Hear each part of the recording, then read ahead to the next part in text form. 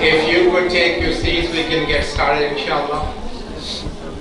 You can always get up one at a time and take your teas and whatnot, but at least you can stop talking and be quiet a little bit so we can get started, inshallah. So welcome to this 5th annual Seerah conference of IAGD, inshallah.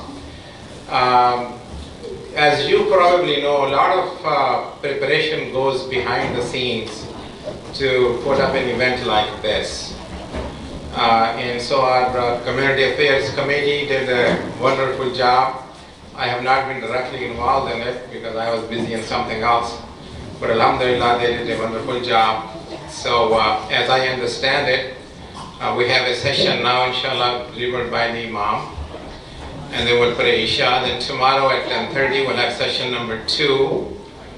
And I don't have it brought in front of me, but there's another one, session number 3. And then in parallel to session number 3, for all of us adults, there will be a youth session going on at the same time. So please bring your young sons and daughters along, and inshallah they would benefit from it as well. So once again, thank you very much to the CSC, and of course also to the Imam. He was very much involved in the preparation and setting up of the Seerah conference. So without further ado, I will invite the Imam to the stage.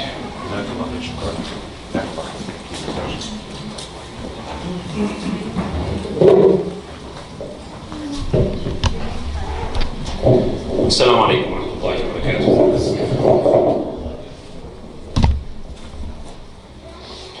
Something's formed here, so let's try this. أعوذ بالله السميع العليم من الشيطان الرجيم. بسم الله والحمد لله والصلاة والسلام على سيدنا رسول الله وعلى آله وصحبه ومن والاه، وأشهد أن لا إله إلا الله وحده لا شريك له، وأشهد أن محمدا عبده ورسوله صلى الله عليه وعلى آله وأصحابه أجمعين. اللهم لا سهل إلا ما جعلته سهلا، وأنت إن شئت تجعل الحزن سهلا. اللهم إنا نعوذ بك من أن نشرك بك شيئا نعلمه ونستغفرك لما لا نعلمه. ثم أما بعد. Just like to start by welcoming all of you and thank you very much for coming. And thanks to the CAC committee members, Brother Junaid and Sister Basima, and many others, and Brother Qaid for bringing these books and preparing for this wonderful event. Inshallah, tomorrow we'll have 4 guest speakers.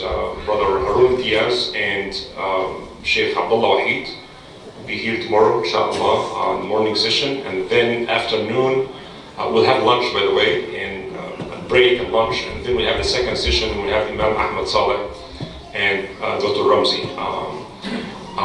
And the second session will be parallel with the youth session, inshallah, and the other part of the whole, with Sheikh Abdullah Wahid and myself, inshallah, will be there talking to the Muslim youth, inshallah. The main theme of this year's Seerah conference is honoring the children of Adam. One of the major themes in Al-Quran al-Kareem. When we read Al-Quran, sometimes you have one ayah that addresses a specific hukm. For example, ayat al-Siyam in Surah Al-Baqarah, Ya ayyuha alladhina amanu kutiba alaykum al-Siyam. And Surah Al-Ma'idah, one particular verse addressing wudu, for example. So this ayah has specific relation to a particular hukm. But when it comes to general themes in Al-Quran al-Kareem, it might not be found in one particular ayah, but we have to read the entire Quran and understand and realize the main themes of Al-Quran. So we talk about honoring the children of Adam. This could be found in the story of Adam and Eve, which I talked briefly about it in the khutbah today. By the way, how many of you attended the first Friday khutbah today here at IAGD? Okay, so there are plenty of brothers and sisters who did not attend it. So I'll just very briefly talk about it. So honoring the children of Adam could be found in different places in Al-Quran. We just need to connect the dots. Al-Quran is a book that interprets itself. Parts of the Quran interpret other parts. We just need to have this bigger picture to understand and realize these themes, honoring the children of Adam. And very briefly, I just mentioned today that the story of the creation, Adam and Eve, is a story of really honoring Adam and his children. And Allah subhanahu wa ta'ala called Adam Khalifa or deputy on earth to get the job that Allah wants to be done through the children of Adam. So we are the deputies of Allah, should carry His guidance. We have plenty of seats here for our sisters who come late. We have plenty of seats here. Jazakallah khair. Honoring Adam by calling him Khalifa, and this idea and concept of Khilafa fil ard is very, very meaningful. But Allah wants this job to be done, and He created us to execute His will, subhanahu wa ta'ala, and to take His guidance and do what He wants us to do, to cultivate this land, to worship Him, and to purify ourselves. And also the idea of ordering the angels to bow down to Adam alayhi salam, sujudu li Adam. Well, in our Islamic literature, the idea of sujood is only to Allah subhanahu wa ta'ala. But as the ulama said, the sujood of Adam, of the angels to Adam, and the sujood of brothers of Yusuf to Yusuf was a sujood of greeting, not a sujood of ibadah. Ibadah is only for Allah subhanahu wa ta'ala. We all know the story, what happened, and Iblis refused to bow down to Adam, and so on.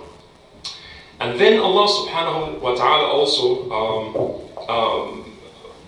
forgave Adam and his wife when they sinned. فَتَلَقَّى آدَمُ رَبِّهِ كَلِمَاتٍ فَتَابَ عَلَيْهِ.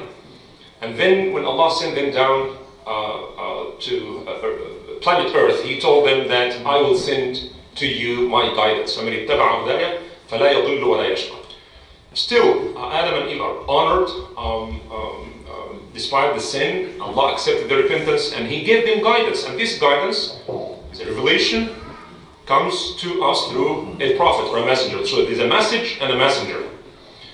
So the message and the messenger is Allah's guidance for us to keep up with the high standard of dignity that Allah wants us subhanahu wa ta'ala to achieve. Because we cannot be like animals. Allah subjected everything for us. So when we turn or ignore the guidance of Allah subhanahu wa ta'ala and just live our life like, just for fulfilling our whims and desires, then we are going down from the level of being humans, honored inherently by Allah subhanahu wa ta'ala, into the level of animals, or even worse. As the Quran said, some people are worse than animals. They have eyes with which they cannot see, they have ears with which they cannot hear, and they have minds with which they cannot understand. أُولَٰئِكَ كَالْأَنْعَامِ. They are like an'am, but even they are worse than an'am. So we have to look at Islam as a religion of freedom. Islam is a religion of human rights. Islam is a religion that protects human rights and protects human dignity. We have some seats here for those who are coming late. Islam is not a burden, as some actually think about it. If you think about it from America, as American Muslims now, the perception here is that religious people have less freedom. Liberal people or non-religious people have much more freedom. That's the notion there. And actually, I hope today I can convince you otherwise. That's not true, absolutely not true. Based on our understanding of Islam and based on the many Western philosophers. It seems, and it's important for our youth to understand this, because it seems that others have much more freedom. They can dress whatever they want, they can eat whatever they want, they can go wherever they want. They don't have all these do's and don'ts, all these restrictions on their freedom. They have parents, and they have community, and they have religion, and you have hell and heaven. And it seems as if that if you are not religious at all, then man, that's better for you. This is the perception. So that's why I strongly believe, although liberalism have brought plenty of good to humanity, we cannot deny this. I totally disagree. So liberalism is bad and evil. It's not like this. This is like a wholesale judgment. Is not scientific. Is not intellectual approach to any issue. I always say that liberalism is our best friend and our worst enemy. If you're living in the 15th century in Europe, we would have suffered plenty of religious wars and Catholic Church that tells us what to do and what not to do. We have really no freedom. And then the Reformation came, and the religious war took place. It was a horrible time. We always complain that our time is perhaps the worst time. That's not true. There were so many years and centuries that are much worse than ours. We are here today because of liberalism. We are coming from different parts of the world enjoying our religious freedom because of liberalism. Let's be honest.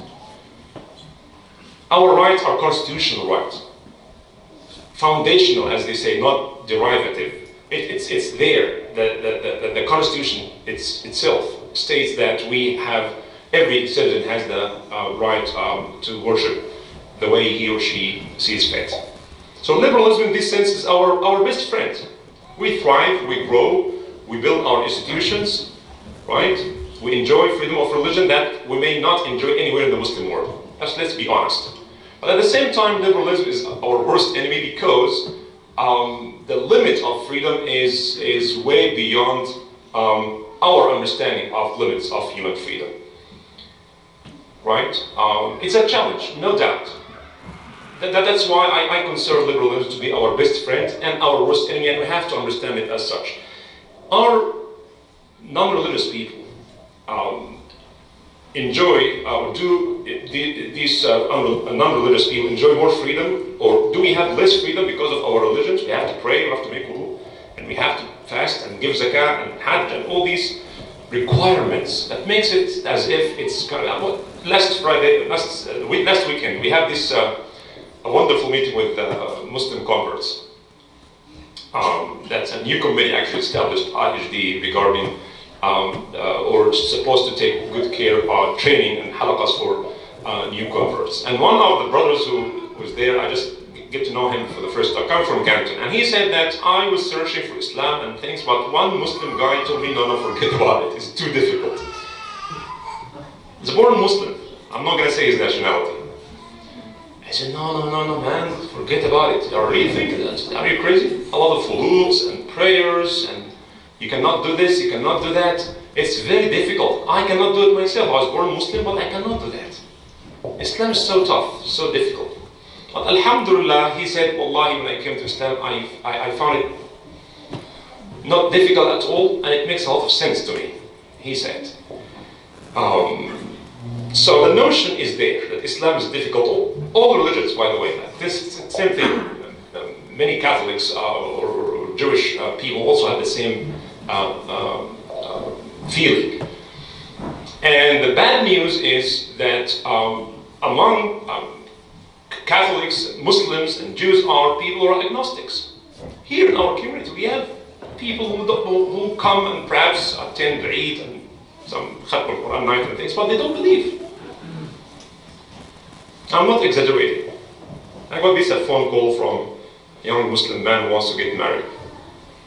And he told me that his wife is, or potential wife is Christian. So I told him in this case, I would prefer having premarital counseling, so because we come from different cultural background. So I just want to explain to you, rights, responsibilities, some aspects about marriage.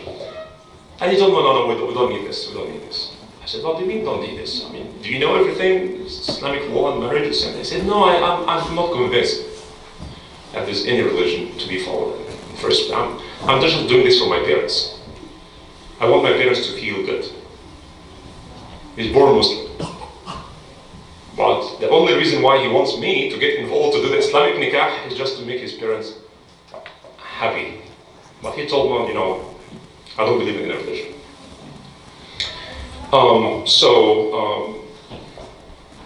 That's why I believe we need to talk honestly about these subjects.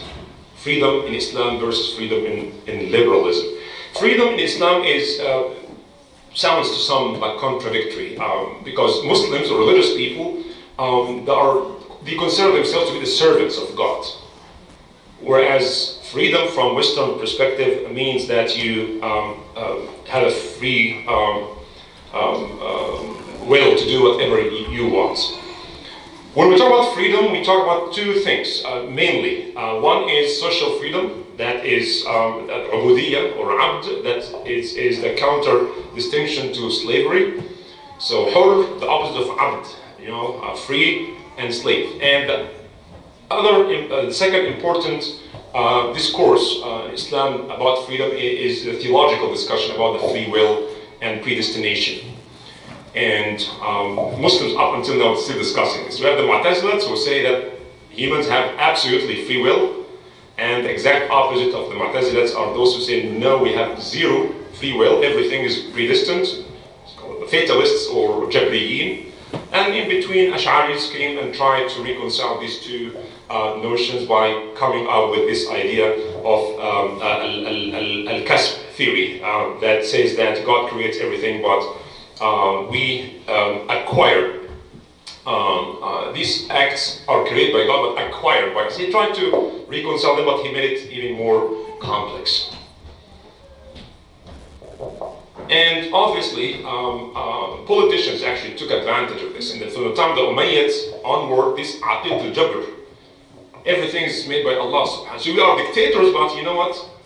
Teach people that, you know, it's Allah, you know, everything is done by Allah. We have no choice, we have no free will. Muhammad Iqbal actually had a wonderful statement, Allama Iqbal, when he said that the weak believers actually take qadr as an excuse, but the strong believer is Allah's qadr. This is what he said. Can we find then freedom out of these two areas, social freedom and theological freedom? Humans are inherently honored by Allah subhanahu wa ta'ala. It is we sometimes we dishonor ourselves. وَمَنْ يُهِنِ اللَّهُ فَمَا لَهُ مِنْ مُكْرِمٍ إِنَّ اللَّهَ يَفْعَلُ مَا يَشَاءُ. Those who ignore the guidance of Allah subhanahu wa ta'ala, they dishonor themselves. In Islam, Allah's guidance, or the divine guidance prescribed for us, requires two things. One is freedom, and the second one is mental ability. If one actually does not have one of these two things, he's not responsible, he's not a taklif. If you have no freedom, that's why ikrah or compulsion. If someone put the gun on your head and said, say the word of kufr, then you can say the word of kufr. That's okay, as long as your heart is full of iman. Allah does not hold you responsible for that. And similarly, those who have mental issues, they are not as responsible because they don't have aql. So Allah talks to our aql and gives us freedom. He himself, subhanahu wa ta'ala, from Islamic theological perspective, Allah subhanahu wa ta'ala gave us this freedom to believe or to disbelieve. وَقُلِ الْحَقُّ مِنْ رَبِّكُمْ فَمَنْ شَاءَ فَلْيُؤْمِنْ وَمَنْ شَاءَ فَلْيَكْفُرْ. Say the truth from your Lord. Allah said to Muhammad sallallahu alayhi wa sallam, say the truth to people. And let those who want to believe, follow it, and let those who want to disbelieve, let them disbelieve. And Surah Yunus, beautiful ayah. وَلَوْ شَاءَ رَبُّكَ لَجَعَلَ النَّاسَ أُمَّةً وَاحِدَةً أَفَأَنْتَ تُكْرِهُ النَّاسَ حَتَّى يَكُونُوا مُؤْمِنِينَ وَلَوْ شَاءَ رَبُّكَ لَآمَنَ مَنْ فِي الْأَرْضِ كُلُّهُمْ جَمِيعًا. If Allah subhanahu wa ta'ala so willed, He would have made all people believers. Would you, Muhammad sallallahu alaihi wasallam, enforce people to be believers? You cannot do that. Allah did not do it Himself. Allah did not do it Himself. So no one else can do it. If Allah didn't do it, no one else has the authority and the right to force people to believe or to this. That's why from Islamic perspective, any prayer or fasting or zakah or hajj that does not have the right intention, does not have this sincerity, has no value. If you force someone to pray, then this prayer has no value in the eyes of Allah subhanahu wa ta'ala. That has to come from his or her heart. Right? That's why it's impossible to impose religion on people. This idea imposing ideas or faith or practice on people does not work. And many people now, honestly, in the entire world, especially in Europe, I've met so many people in England that they say, well, we love religion, but we hate organized religion. We don't like the authority of the church telling us this is what you have to do this, and you have to attend that, you have to give this amount, and this, you have to participate in this and that. We love Jesus, we'll just like go and pray, but we don't like all these organizational demands. Two important things that we have to understand. One is that freedom is limited. There's no absolute freedom. There's no such idea of absolute freedom. So liberals or non-religious people in America, they cannot claim that we have absolute freedom. As I mentioned in the khutbah today, even Allah subhanahu wa ta'ala limited His own ability subhanahu wa ta'ala. Nobody can put limits on him, but he put limits upon himself. When he said, كَتَبَ رَبُّكُمْ عَلَى نَفْسِهِ, Allah made it obligatory upon himself to show mercy. And Allah made things haram upon himself. You know, haram and halal are limits. Allah put limits to his unlimited power when he said, إِنِّي حَرَّمْتُ الظُّلْمَ عَلَى نَفْسِي. I've made dhulm haram upon myself. So don't, commit injustice against each other. Because haram upon him. Why does he have to say that? Subhanahu wa ta'ala. Allah can say that dhulm is haram and show mercy to one another. I'm the merciful. But he made it obligatory, wajib, farz, as we say, upon himself to show mercy. And he made it haram upon himself to commit injustice against anybody. So no absolute freedom. This idea of absolute freedom does never exist, in fact. That's why John Locke, actually one of the greatest liberal philosophers, in fact, liberalism actually is in debt to John Locke, because he is the greatest mind and philosopher who wrote about liberalism. And he said that laws preserve and enlarge freedom, and this is why the rule of law is so important for freedom. Here in America, imagine if you don't have a rule of law. Although it's not perfect, of course, but without rule of law, then we cannot enjoy freedom. Anybody can do whatever he wants. And that's why many people confuse freedom and license. License is associated with power and the idea that the person can do whatever he wants. Freedom has to do or associated with limits. And in the modern world, people mistake freedom and license, and become very angry when they are censored or criticized of being selfish or rude or immoral or irresponsible. And those who want to have no limits whatsoever cannot live without limits. There must be limits. And this is one of the differences. Liberalism gives people what they want, not what they need. Islam prescribes guidance to maintain the honor of the children of Adam. So, yes, we can drive anywhere, we have the freedom to drive, but we have tons of laws. Maybe we don't feel it, and we like always to convince ourselves we're absolutely free. No, we're not absolutely free. There are plenty of laws you have to observe when you drive your car. So the question is where to draw the limit. Your common sense is different from my common sense. If it's up to everybody to follow common sense, then everybody has his own mind, his own understanding. We as Muslims, we get our standard from our values. The limits are drawn by Allah subhanahu wa ta'ala, who repeatedly reminds us these laws are not made to make your life difficult. ما يريد الله ليجعل عليكم في الدين من حرج. The objective is not to make things difficult upon you. The objective is to purify you, to protect your honor and dignity, to make you enjoy knowing Allah subhanahu wa ta'ala, enjoy your life here and eternal life in Jannah. So the idea that all these laws are too much, in fact, it's not too much. We should look at the fara'id and tashri'at in Islam as a great gift. We should be extremely thankful to Allah when we fast in Ramadan. We should be extremely thankful for that gift of prayer. To pray 5 times a day. It's a great gift from Allah subhanahu wa ta'ala. It's a mechanism of constant purification. And all hudud and limits, tilka hududullah. Allah says, tilka hududullah. These are the limits drawn by Allah subhanahu wa ta'ala, who knows what's best for you and what's harmful to you. أَلَا لَهُ الْخَلْقُ وَالْأَمْرُ subhanahu wa ta'ala. To him belongs these two things, al-khalq, creation, and al-amr, command. Natural law is associated also with Western philosophers and Christianity in particular. Natural law is based on the idea that Allah subhanahu wa ta'ala created the universe and created physical laws, and then He also created what is known as natural law, common sense, custom, ethical values. But again, because common sense varies, then we need to have a reference. What's our reference here when it comes to American legal system? Our reference is the Constitution. We have to have a reference. Sometimes legislators in states, state legislators, they pass bills, but when it goes to the Supreme Court says, no, that's unconstitutional, just trash it. American Constitution is one of the greatest documents produced by mankind, by humans. And as I mentioned this before, the only holy book that all Americans respect is the Constitution, not the Bible, because the Bible is holy only for Christians and Jews, and Quran is holy for us Muslims.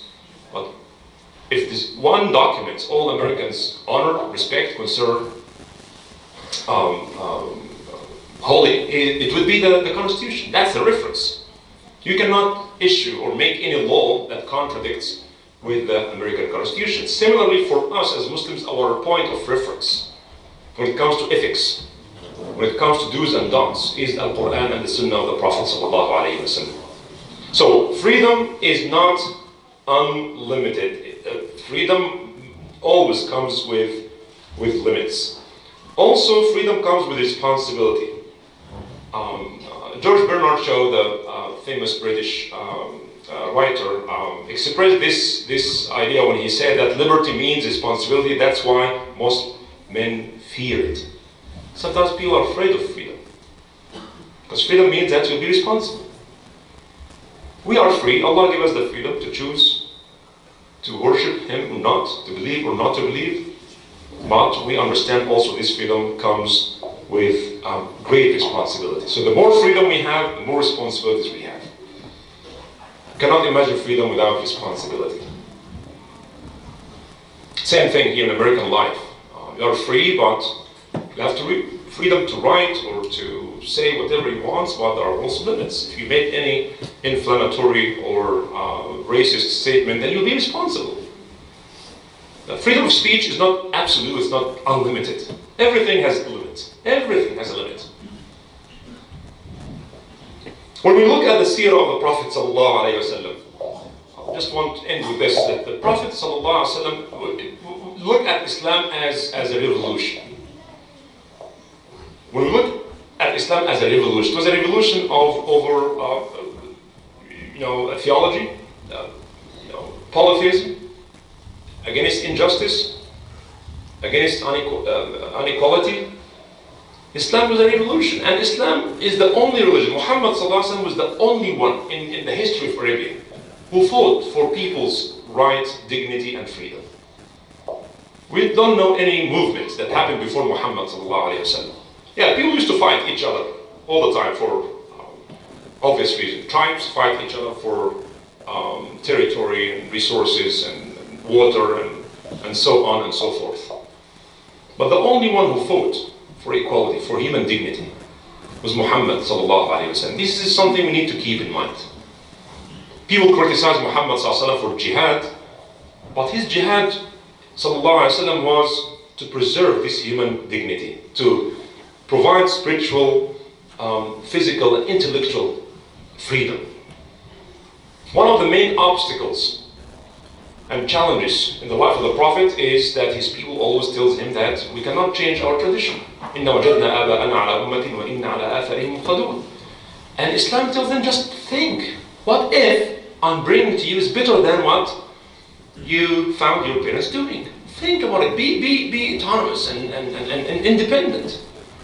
You don't have to follow someone else's ideas. And this idea of taqleed, that kills Islamic intellect since the 8th century, up until it started at the 5th century, the golden age, 2nd to 4th century, is all madahib and great scholars, up until the 5th century, Imam Ghazali and Juwaini and others, and then up to the 8th century, and after the 8th century we are producing nothing. No new ideas. Just freeze your brain. Shut it down. Follow. This is when we turn from being the leaders of human civilization and intellectual production into just followers. Follow. All what you need just to follow. Read books written hundreds of years ago, and that's it. You cannot come up with anything better than this. Which again goes against human freedom. Human freedom has to do also with human creativity. You cannot be creative when you have no freedom, when you are scared. You cannot have freedom when you are scared. So from the 8th Hijri century, I'm talking about, from the 8th Hijri, 800 years after the Prophet until now, for 7th century, you are not really producing anything. All what you need to do is just follow the concept of taqleed and killing ijtihad. There's no more ijtihad. Khalas, you have Abu Hanifa and Shafi'i and Malik and Ahmad. That's it. That's it. You cannot come up with new ideas. That's why many scholars lost their life and thrown behind bars because of their new ideas. Ibn Taymiyyah is a good example of it. He was Hanbali, but he came up with this idea: 3 talaq, consider 1 talaq only. I know this is a very interesting subject. He was thrown behind bars.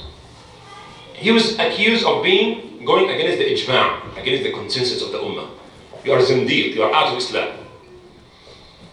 And he died in prison. Now, the mass majority, if not all Muslim, with the exception of Indian scholars, they follow Ibn Taymiyyah's opinion. Although it against the four madhab, he's against. He said that let's go back to the old tradition.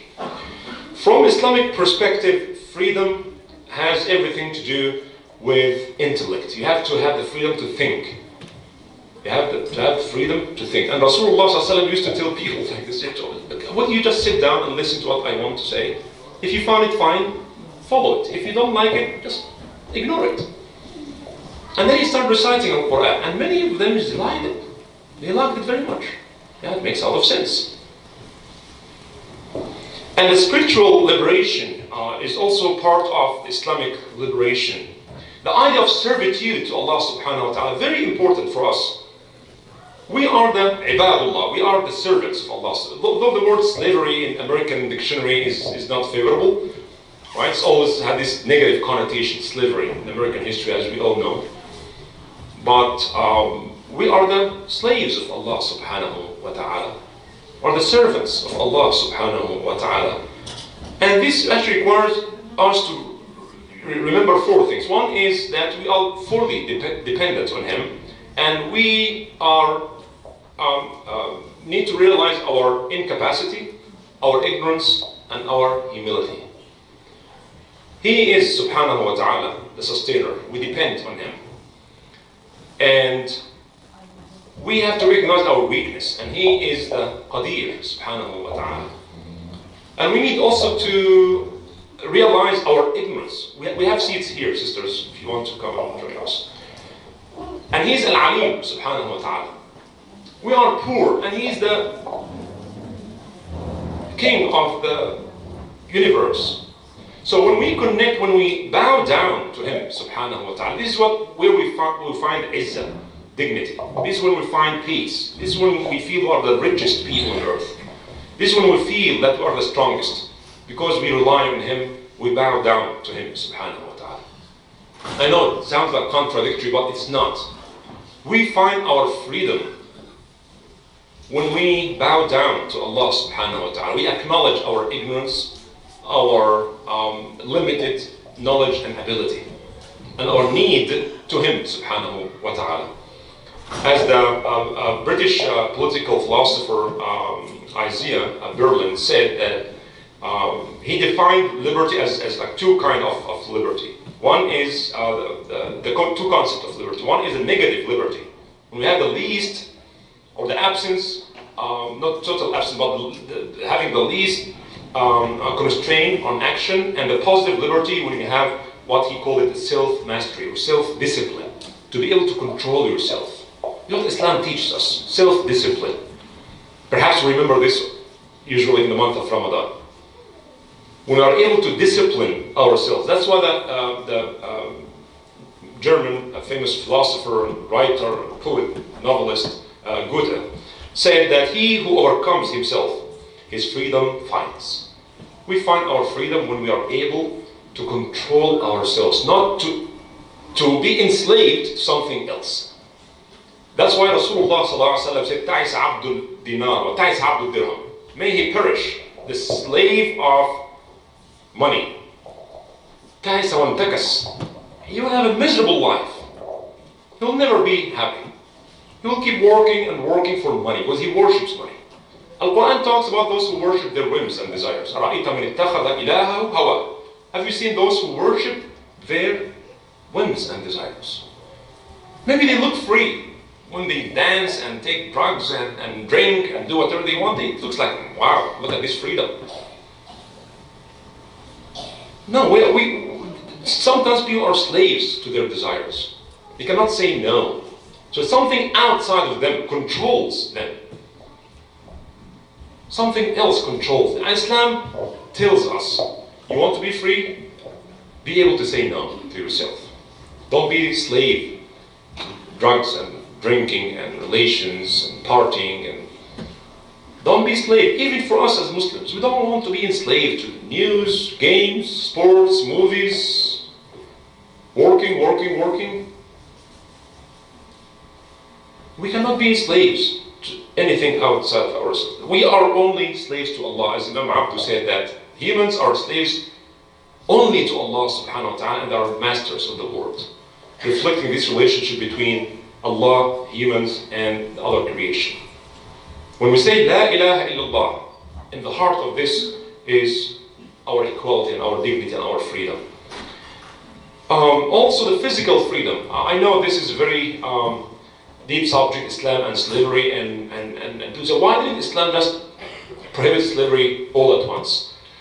It's extremely difficult, just if you think about it. And slavery was part of deeply seated practice, social and economical practice. It was almost impossible to cancel something all of a sudden. But Islam had a clear plan, long-term plan. Short-term plan to end slavery wouldn't work, I believe. But Islam was very clear. He closed all the doors that lead to slavery, or many of them, right?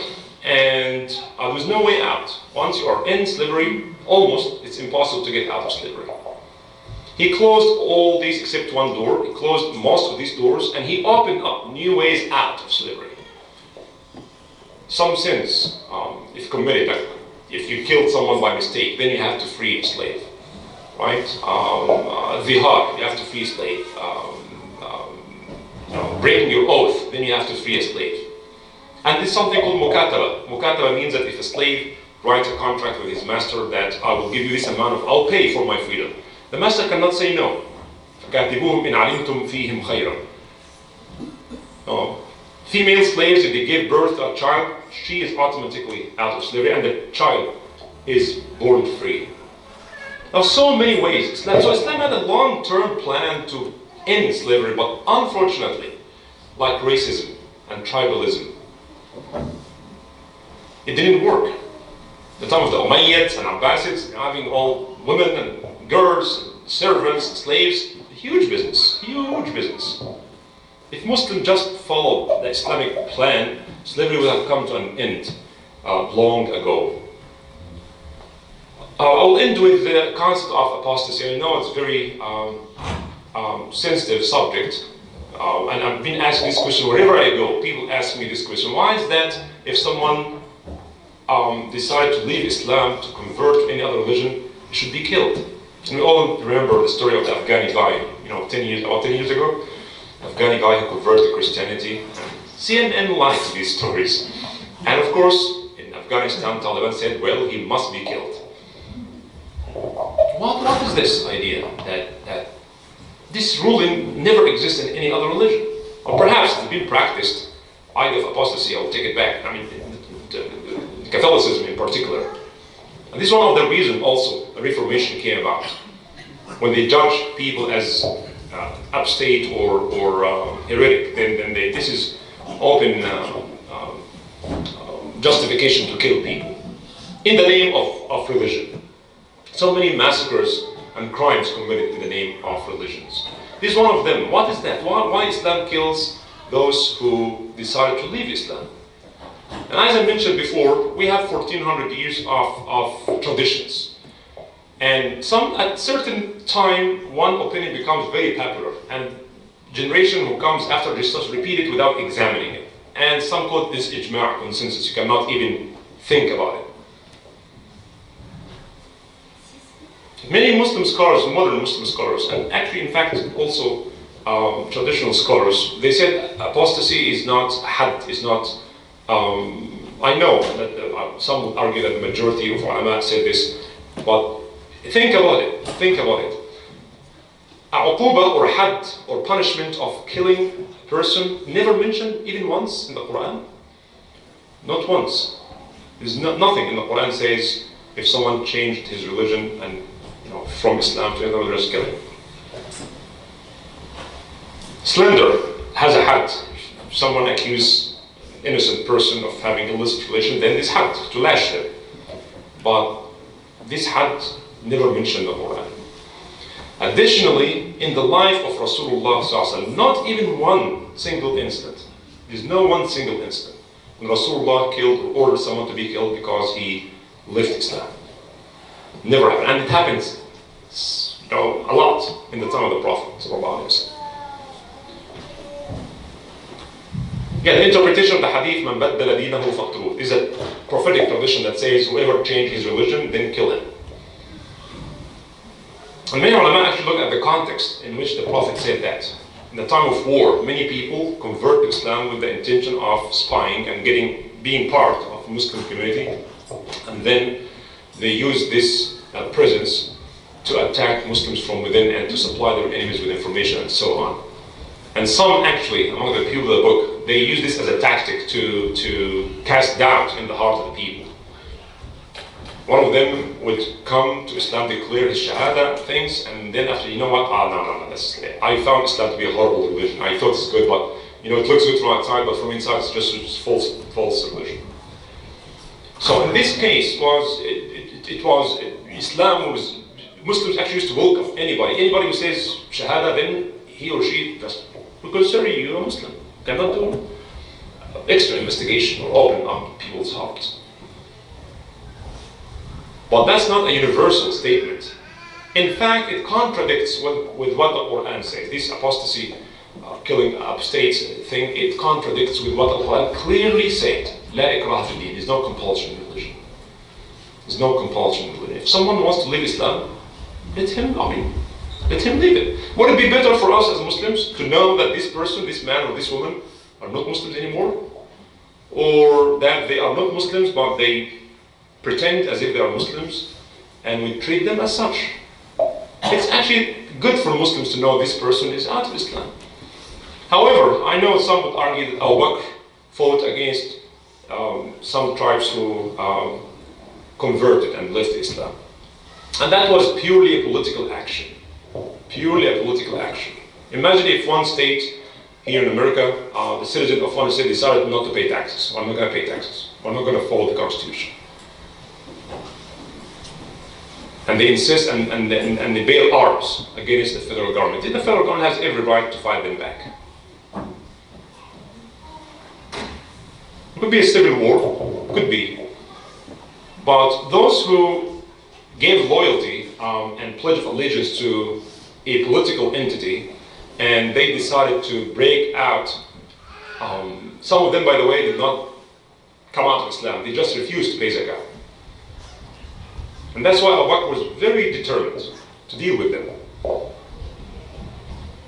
The reason is not that they left Islam. Those who want to leave Islam, Islam does not need anybody. Islam does not need anyone. And this reminded me of the joke that I mentioned before, when this man, non-Muslim guy he came to one of the mosques and he said, I really like Islam. Islam is, it makes a lot of sense and want to. But I have a problem with drinking, and I have, intimate relations out of marriage and all these things. They told me, don't worry, that's okay. You can become Muslim and then gradually work on yourself, and you can quit drinking and all these kind of things. It will take time, but just as good to come to Islam. So he said, well, if this is the case, fine. He became Muslim, he declared the Shahada, and all these questions start coming. Were you circumcised when you were young? He said, no. Circumcision? No. Oh no, you have to do it, man. And the man said, what are you talking about? I'm 50 years old. He said, no, if you're a Muslim, you declare Shahada now, you have to do a circumcision. And he said, no, I didn't know about this. And now you know about it. said, no, do I have to? He said, yeah, you have to. I said, oh, I'm so sorry, you know what, I'm going to get out of Islam. He said, no, if you get out of Islam, I'm going to cut your head. So, there's no way out, man. It's not that easy. It's not like this. I strongly believe Quran says no compulsion in religion. If someone wants to peacefully leave Islam and go to any other religion or not to follow any religion at all, that's his choice. But using this as a way to attack and to drive people out of the religion and so on, that's a different story. That's a different story. So it's not an automatic universal ruling that if anybody converted, then he should be killed. That's not the message of Islam, the message of Islam, the religion of freedom. So brothers and sisters, just I will end by saying that Islam is a great gift from Allah subhanahu wa ta'ala. Islam came to protect human dignity, human rights, freedom. Yes, there are a lot of limits, and all these limits are for our own good. Nothing is prohibited unless it's harmful. Keep this in mind. Nothing is prohibited unless it's harmful. Everything prohibited in Islam, made haram in Islam, is harmful. And everything is made mandatory is very useful for us. We just need to find this. Our problem is that we focus so much on what we have to do, and we're making law, Islamic law, more complex. We're making it very complex. So the far left, absolute, do whatever you want, have no religion at all if you want. And this is not to be met with another extremism. We must understand Islam is a religion of rahmah and mercy. And those who claim that are more freedom and liberty, look at the situation we have now. They ended up with having no definition of morality. Anything can be moral now. Pornography, for example, one of the most unethical and horrible, evil act, and it's considered absolutely normal. Some don't have any problem, well, what's your job? And I'm a porn star. So what do you do exactly? Excuse me, what do you do? That's normal. Normalizing unethical and immoral acts is the name of the game now. Everything that can be normalized and considered ethical in the name of freedom. We are more free people. And the West was very successful in actually pushing its standard of freedom, modernity, and liberty. And if you are not following our American or Western standard or understanding of liberty and modernism, then you are not modern, you are not liberal, you are outdated, you are close-minded. Who gave the West the authority to speak on behalf of the entire world population? This is what it is. It doesn't make any sense really to you can see Muslim majority countries celebrating Valentine's Day. What on earth is this? Do you know what's Valentine, the day of love? You can go and kiss a girl or give hugs, it's halal day. What on earth is this? Who are you? What's your identity? Why are you celebrating someone else's holiday or a day of whatever? Why on earth? I am man, just be modern, be open-minded. Why are you saying that your standard, if you do this, you are modern, if I don't do this, I'm closed-minded? You call me closed-minded, I don't care. I'm a person who worships Allah subhanahu wa ta'ala. I am a person who finds my freedom, my dignity, my honor to follow the divine guidance. What guidance you are following? We should not be ashamed, we should be extremely proud of who we are and of the guidance that we are following. I will stop here. If you have any question, I'll be happy to address it, inshallah.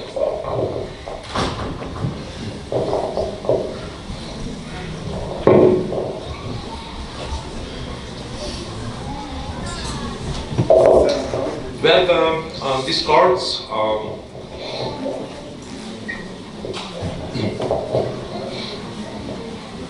All right, so verbal questions also welcome. Any question or comments?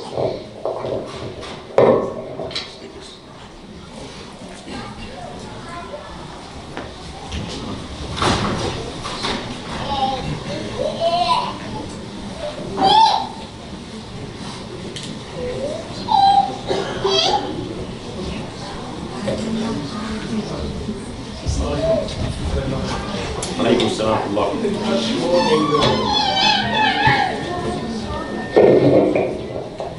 if you can get back to the qadar The what? the qadar, The qadr? Okay. It since the 2nd century until now, we have not solved this problem. But just to say a few words.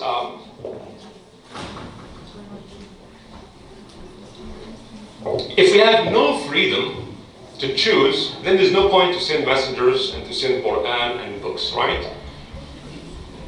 You know, Allah said, do this and don't do that. You have the freedom. Okay, if you are programmed, before we come to this life to do this and do that, everything is written, then there's no point of telling us, here's the halal and haram and this is the reward and punishment. There's no point for that. Understand? The angels have singular personality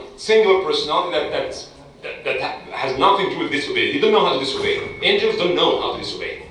But we human are very complex. We have always this duality. We are ready to do good and to do evil.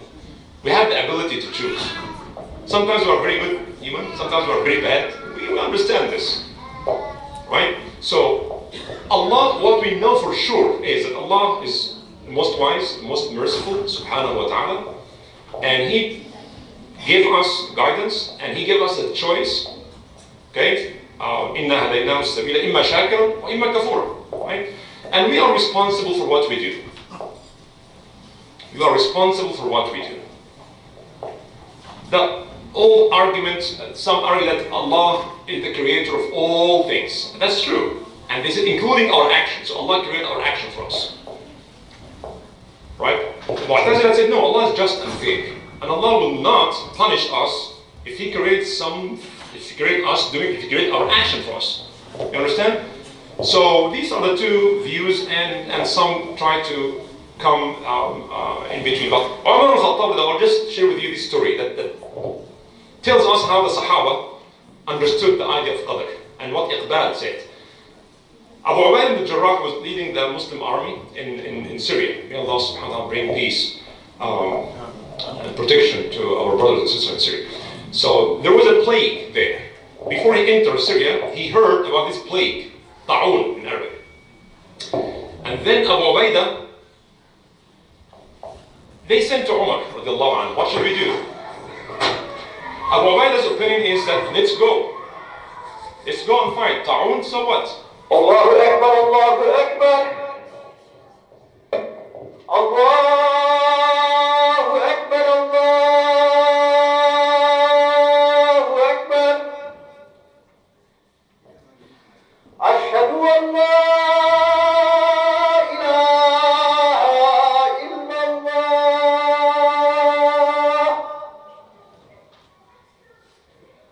Ashhadu an la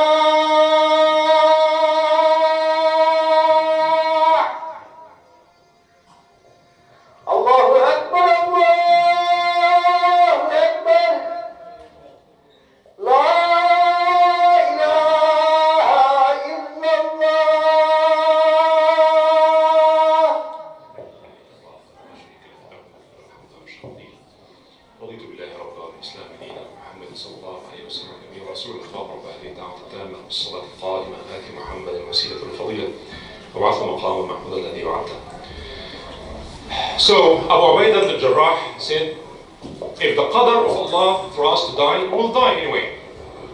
So let's go. And this plague, it's up to Allah, you know. When they sent to Umar radiallahu anhu, he ordered Abu Ubaidah not to enter Syria. And then Abu Ubaidah told him that, would we run away from the qadr of Allah? And look at the answer of Umar. The argument of Abu Ubaidah sounds like makes sense. We cannot run away from the qadr of Allah subhanahu wa ta'ala. But Umar said to Abu Ubaidah, we will run away from the qadr of Allah to the qadr of Allah. And he gave the example. He said, if you have camels, or taking them for graze, and you have two kind of lands, barren land and land that has grass, to which land would you take your camels? He said, I will take my camels to the land that has grass. Oh, it makes sense. So you have a choice to make. I know this could be troubling. But the qadr of Allah, we really misunderstand. We think that everything that you are sliding a tube from the day you're born. It's not like that. It's not like this. This idea of qadr has everything to do with what's going on around us. You know, those who make this car accident, they talk about, scientists and psychologists talk about it. Imagine when someone just passed the road and a car hits him. If you go back half an hour or 1 hour and see when this driver started coming out, right, and what route he took, and when this person decided to cross the street in this particular time, if you go a minute back, 2 minutes or 3 minutes or a year or 2 years, if this person 1 hour ago made a slightly different decision, this accident wouldn't have happened. So the decision we make, we have the right now to stay in this lecture or to just go home or watch a game or do something else. So if you decide to do this, you will face this. If you decide to do that, you will do that. Someone was sick and the doctor said that you have to take this medicine. If you take the medicine, then inshallah by the will of Allah subhanahu wa ta'ala, cause and effect things, inshallah you will be healed. If you don't take it, then it may take so long, you may not heal at all or you may die. What do you do when you get hungry? Huh? You go and eat, right? You don't say, Allah, Ya Allah, I'm so hungry, so make me feel full. You don't do that. You have to get out and find something to eat. You understand? So we know for sure that we have a choice to make, and whatever choice we make, there will be ramifications and consequences. That we know for sure. So we run away from the qadr of Allah to another qadr, because in the end of the day, you cannot totally get out of time and place. You are within the circle that you cannot run away. يا معشر الجن والإنس إن استطعتم أن تنفذوا من أقطار السماوات والأرض لا تنفذون إلا بسلطان. So I know it's a very complex subject, and we cannot resolve it in a short discussion like this. But what we know for sure, and should be busy with this, right? Another question comes out of this. Why did Allah create the entire universe? Forget about why He created the humans, but why creating the universe? And I would lie to you if I told you a clear answer to this. And I give this example that made by Dr. Hadnan Ibrahim, beautiful example. We said, imagine someone was asleep and this gang came and kidnapped him and gave him like medicine to make him asleep. And they put him in a boat, and this boat took him to a very remote island in the middle of the ocean.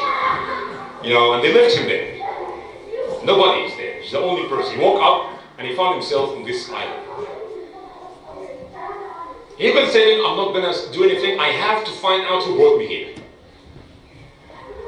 Or you can find out how to survive. Like, go try to find something to eat, discover this island, do your best. And if you get the chance to go back home, then you can find out. You can ask these questions. So I believe in Jannah we have plenty of time to ask all these questions. We will not have every answer to every question on earth here. And the problem also in Islamic discourse is that we pretend we have simple answer to very complex questions. And that's absolutely nonsense. Allah told us,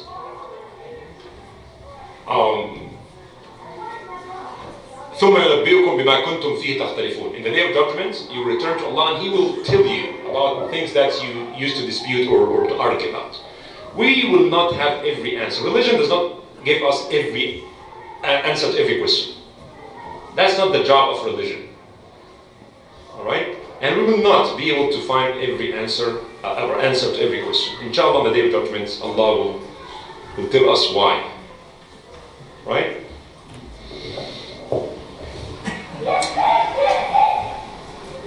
Comments or questions? Yes? Is it reasonable to assume that your choice is Allah's qadr? Yes. Yes, like Omar said, we run from the qadr to the qadr. So your will is within, I always give this example. Like, imagine there are a big circle, and within this big circle there's a small circle.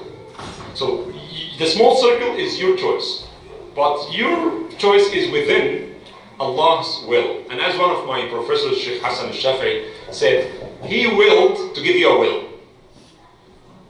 You got it? شَاءَ أَنْ يَجْعَلَكَ شَائِيًا. It's Allah's will to give you a will. And this is something we should actually look at very positively. Allah subhanahu wa ta'ala gave me a will. Give me a choice. And this choice comes with responsibility. Allah ta'ala. Yes.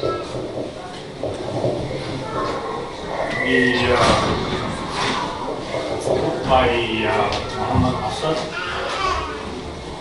wrote to Makkah has a chapter on this topic. I think it's very advisable for many of us to read that chapter, and I think he has done a very good job in resolving this issue.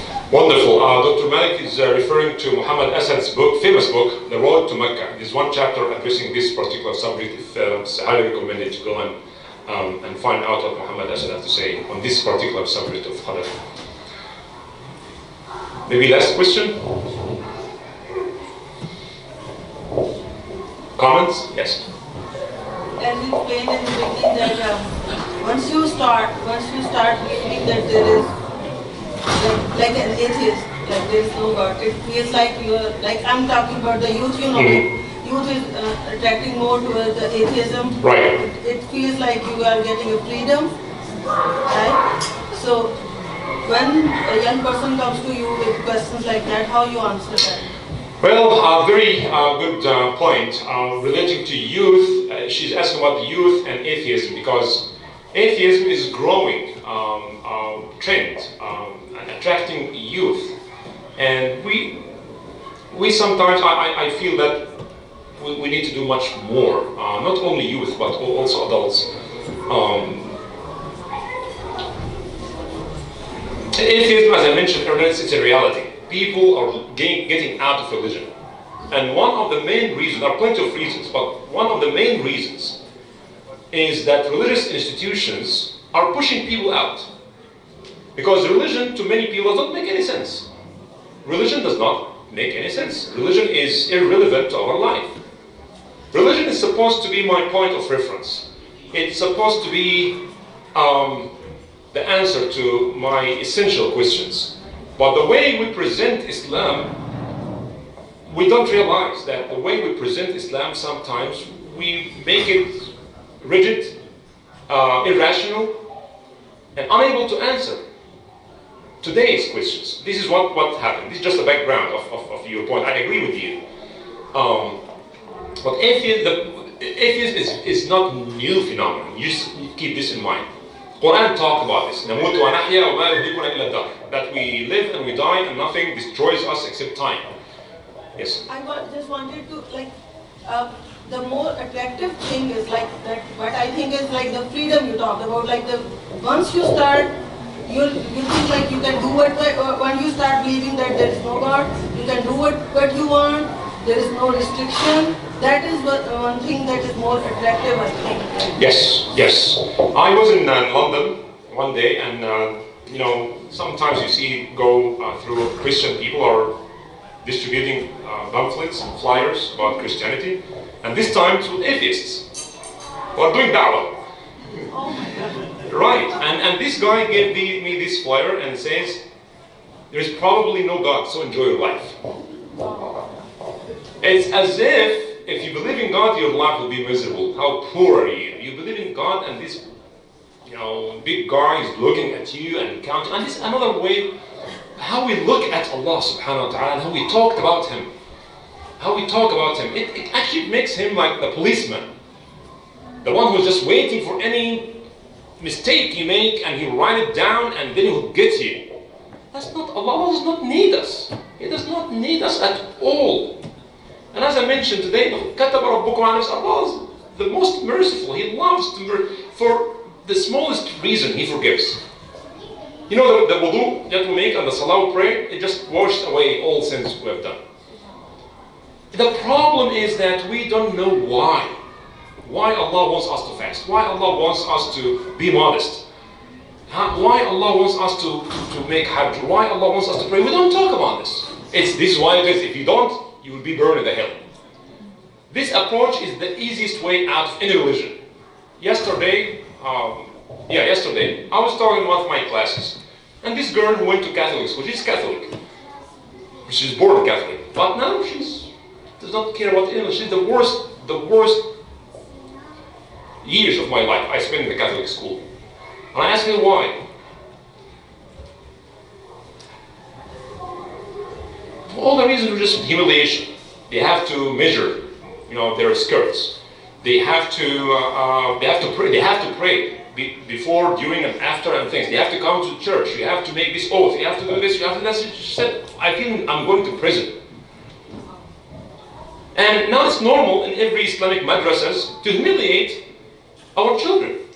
Even those who go to madrasa to do hifz of Quran are being humiliated. We cannot humiliate anybody, and except something good will come out of this. And they look at their friends. They are enjoying their life, quote unquote. And we have all these restrictions. The more you make it difficult on people, the more people will develop this desire to get out. Nobody wants to stay or live in a prison. Extremism leads to other extremism. And Rasulullah said that some of you are munafireen, some of you would get people out of Islam. So we have to understand our religion and how merciful it is and how useful it is for us. Just to follow that everyone has a reference. You have to have a point of reference. If someone tells I have no point of reference, is blind. Even atheists, they have set of morality and ethics. Atheists, they always say that. We don't need religion because we have our morality and ethics. What is your point of reference? What is the meaning of your life? The atheists, they know that there's they believe that there's no meaning for life. Because once you have a meaning of your life, then you believe in the creation. So the subject of atheism is not as easy and simple as sometimes we like to think it is. The best, Imam Ghazali is the best example. Imam Ghazali, before he criticized any idea, he studies it and he knows it better than those who are promoting this idea. So in order to counter rationally atheism, you have to know all arguments of atheism better than any atheists. Then you can talk about these arguments. Right? So my answer here is that there's no very easy answer to this. You have to listen to the argument and you have to respond to it rationally, which we don't do. The only weapon we have is hell and heaven. God will burn you in the hell. I don't know how this help. On the other hand, we see the suicide rate is highest in the atheist people, like in the countries where atheism is more popular. You see the. Believe me, suicide takes place everywhere. The problem is Muslim countries we don't count it. We don't have a system to count it. No, just to make the point that atheism leads to suicide, I don't think it's a good argument. I was just going to say that where would an atheist would look in his difficult time? Like we have God. In our difficult time, we don't feel alone because we have God. So even if all world leave us, still we have God.